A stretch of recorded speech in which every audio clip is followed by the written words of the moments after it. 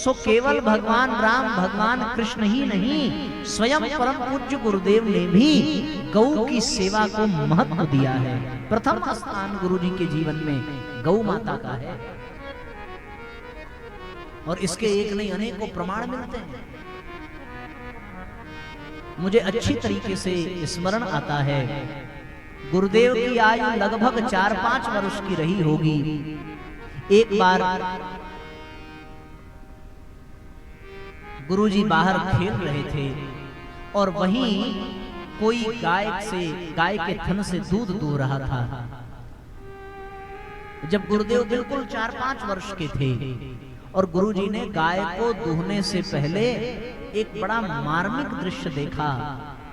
कैसा दृश्य देखा कि गाय का बछड़ा गाय के थन को मुख में लेकर दूध पी रहा है और गाय दूहने वाला जबरदस्ती बछड़े के मुख में उंगली डाल करके गाय के थन से अलग कर रहा है और रस्सी बांध करके उसको खींच रहा है। बछड़ा जिद कर रहा है कि हम नहीं जाएंगे। गाय आतुर भाव से अपने बछड़े को देख रही है, बछड़ा अपनी माता गौ को देख रहा है और वो नन्हा सा बालक श्री राम जो हम सबके गुरुदेव, उन्होंने ये दृश्य देखा तो उनके आंखों से आंसू गिरने लगे। वो दौड़ते दौड़ते गए अपनी माता के पास। ताई जी कहते थे और ताई जी से उन्होंने कहा कि ये गाय के बछड़े को अलग क्यों कर रहे हैं। ताई जी ने समझाया, अलग नहीं करेंगे तो दूध हम लोगों को कैसे मिलेगा। आप कल्पना कर सकते हैं क्या इस बात की कि वो 4-5 वर्ष का बालक, उसने कहा कि बछड़े के हिस्से का दूध छीन करके हम लोग दूध पीते हैं। और उन्होंने शपथ लिया कि मैं आज के बाद गाय के दूध को हाथ ही नहीं लगाऊंगा। संकल्प है हमारा। जिद कर बैठे बालहट, और बालहट के सामने सब विवश हो गए। 1 दिन बीता, 2 दिन बीता, 3 दिन बीता, पर उस बालक ने बार बार कहने पर भी दूध को हाथ नहीं लगाया। ऐसा कठोर संकल्प लिया अपने बाल्यावस्था में परम पूज्य गुरुदेव ने कि बछड़े के हिस्से का दूध पी करके हमें बड़ा नहीं होना। सबने कहा कि दूध बहुत पौष्टिक है, बड़ा पोषण है, बड़ी ताकत मिलेगी, कमजोर पड़ जाएगा, कुपोषण हो जाएगा। लेकिन उस नन्हे से बालक ने कोई प्रतिकार नहीं किया, बस एक ही हठ कि बछड़े के हिस्से का दूध पी करके हमें बड़ा ही नहीं होना है, हम कमजोर ही रहे, हमें स्वीकार है। 3-4 दिन बीत जाने के बाद पिताजी माताजी उनके सब समझाने लगे। उसके बाद एक नियम बना उनके घर में और वो नियम जब लागू हुआ तब गुरुजी ने पीना दूध प्रारंभ किया। और नियम क्या बना?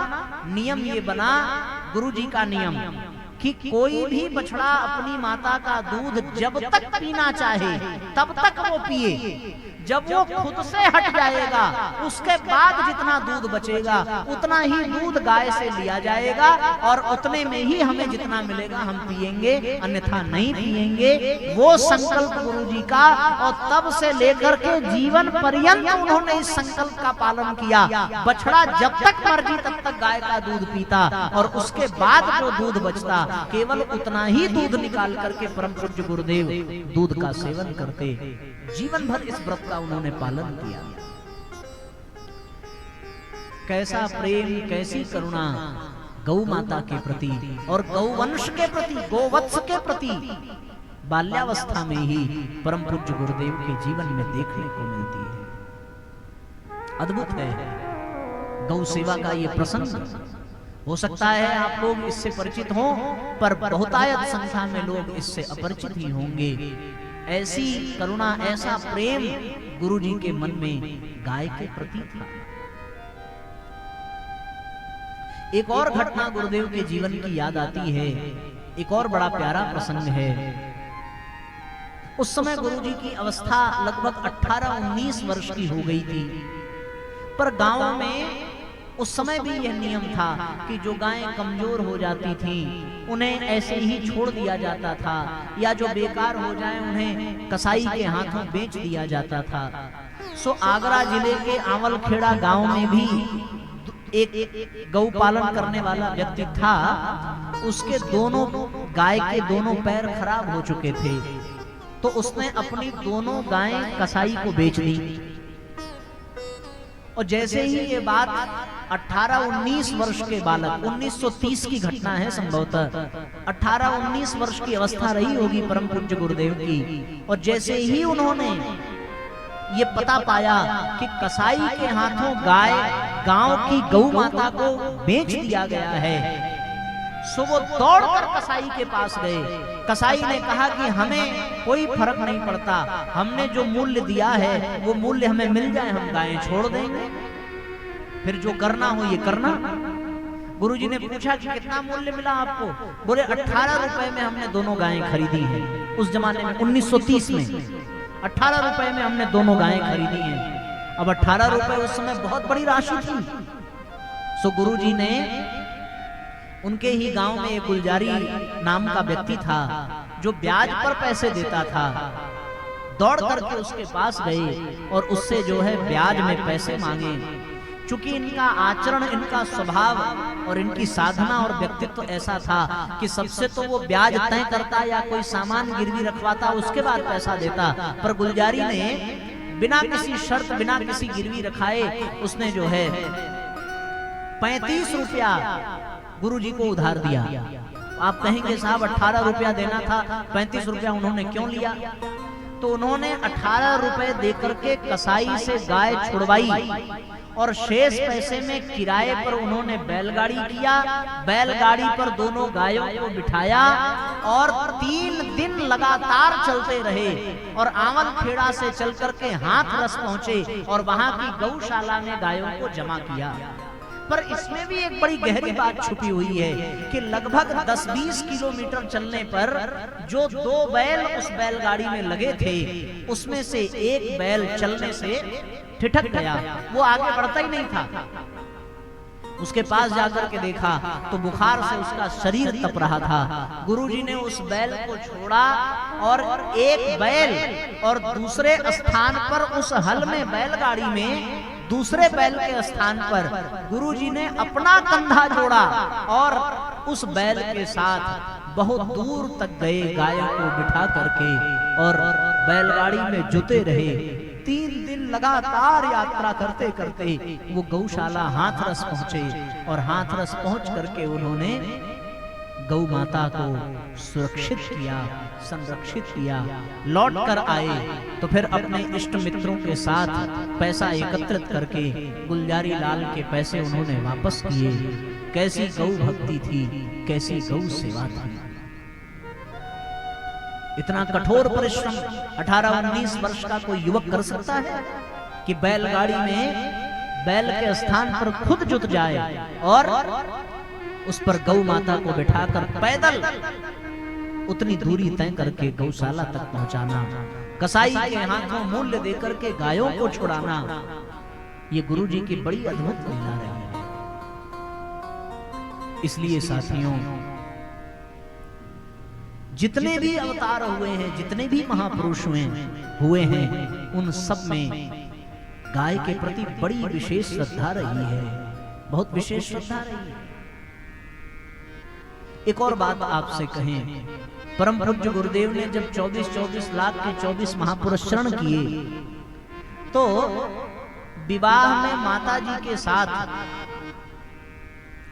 गौदान में एक गाय आई थी और लाल रंग की गाय थी।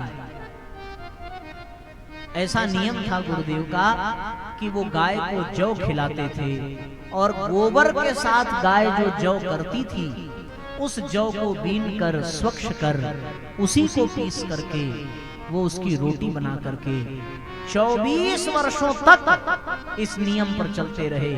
केवल छाछ और जौ की रोटी खाई और गऊ के द्वारा परिमार्जित जौ जो गाय के पेट से होते हुए गोबर के साथ निकलता था, ऐसी कठोर साधना परम पूज्य गुरुदेव ने संपन्न की है। तो जितने भी अवतार हुए हैं उन सब अवतारों के साथ गुरुजी ने भी गौ सेवा का कार्य प्रथम स्थान पर किया है। ये गुरुदेव के प्रारंभिक दिनों का संस्मरण हम आपको बता रहे हैं, जब वो आंवल खेड़ा में रहा करते थे और उन्होंने वहां ये गाय के प्रति अपना कर्तव्य, अपना उत्तरदायित्व निभाया है। इसलिए साथियों, गौ माता की महिमा बड़ी गजब की महिमा है। जब इतने महापुरुष, इतने अवतारी सत्ताओं ने गौ माता को इतना सम्मान और सत्कार दिया है, श्रद्धा दी है, तो हम सबके मन में भी गाय के प्रति विशेष श्रद्धा और सम्मान होना ही चाहिए।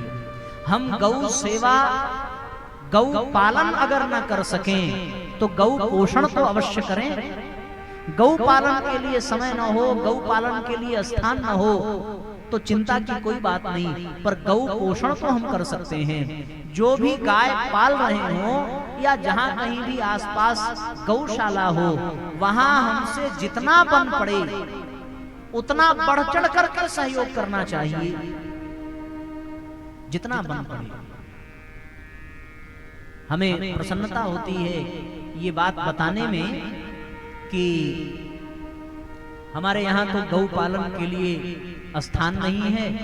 बचपन में जब हम 9वीं से 12वीं तक की पढ़ाई कर रहे थे तो 4 वर्ष गौ पालन का सौभाग्य मिला था, पर अब स्थान भी नहीं है शहर में उतना बड़ा। गांव में तो हमारे दादाजी गौ पालन करते हैं, पर हमारे परिवार में गौ के प्रति बड़ी श्रद्धा है। श्रीमती जी जब सवेरे विद्यालय के लिए निकलती हैं तो अपने टिफिन के साथ एक टिफिन और अपने झोले में रख करके निकलती हैं, और रास्ते में जहां उनको गाय दिख जाती है अपनी गाड़ी रोक करके और वो टिफिन निकालती हैं और अपने हाथ से खिला करके उसके बाद वो विद्यालय जाती हैं। ये नियम बहुत समय से उनका चल रहा है। इससे हमें बहुत संतोष, बड़ी प्रसन्नता होती है। और जिस किसी दिन छुट्टी होती है उस दिन अगर उनको विद्यालय नहीं जाना है तो घर से जो भी बाहर जा रहा है, क्योंकि आसपास भी गाय है नहीं, अगल बगल कॉलोनी में भी किसी ने पालन किया नहीं है, तो घर से जो जा रहा हो उसे ही वो टिफिन में करके गाय के लिए रोटी पकड़ा देती हैं और उसकी जिम्मेदारी बन जाती है। जैसे आज रविवार है तो अब आज विद्यालय बंद है, उनको विद्यालय नहीं जाना है, तो अब पिताजी के हाथ उन्होंने रोटी भिजवाई। तो ये श्रद्धा ये होनी चाहिए। और जब भी कोई पर्व त्योहार आता है तो गौ माता के नाम पर दान दक्षिणा अवश्य निकाला जाता है। इसलिए साथियों, गौ पालन न किया जा सके तो गौ पोषण के लिए तो हमें कटिबद्ध रहना ही चाहिए।